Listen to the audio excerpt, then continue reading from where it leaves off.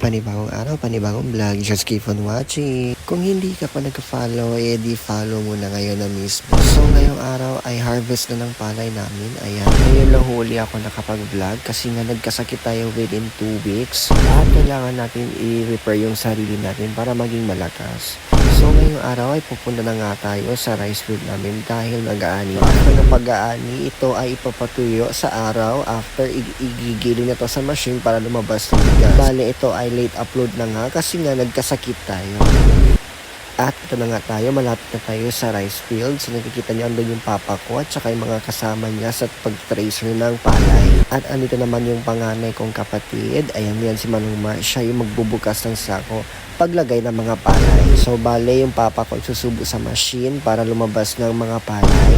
At ilang sandali ito na nga ay nagsisimula na.